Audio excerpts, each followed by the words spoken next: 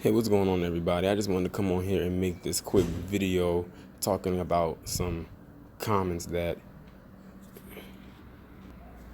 Barbara Streisand recently made as it pertains to this previous presidential election of 45. So she basically came out and stated the obvious, and something that myself and many others had talked about as it pertains to the women who voted in this previous election. As we all know, a lot of white women hopped on the Hillary train, quite a few of them. And then they hopped off that train, like literally at the last minute, and ended up voting for 45. The exit poll numbers pretty much displayed it. It said over 50, probably over 60% of white women voted for 45, lining up right with their husbands. And they were like the second highest group demographic behind white men to vote for him.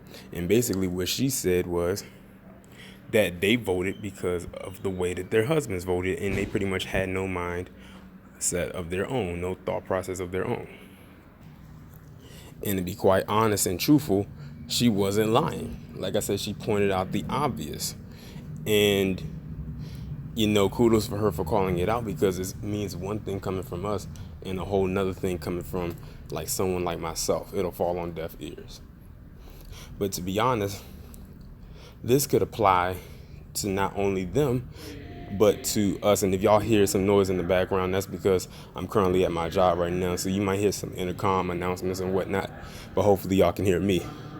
But this could apply to black people as well when it came to this previous midterm elections, especially with the Georgia and Florida state. You had a lot of black people upset with other black people saying it was our fault that Stacey Abrams and Andrew Gillum did not get elected and whatnot. Listen, it was a lot of underhanded stuff that went on with these particular elections. We know this. This is how politics works, or as I call it, politics works. It's nothing new. We're not new to this. You had some people look at those exit polls and look at the way black men voted in Georgia and got mad and upset. Then you had some people look at the exit polls and look at how black women voted in Florida and got upset. See, it's not the fact that black people voted. You said get out there and vote, and that's it.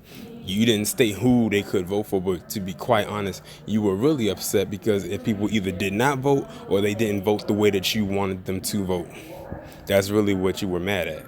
And you're pretty much no different than what Barbara Streisand was saying with how white women voted because of the way that their husbands voted.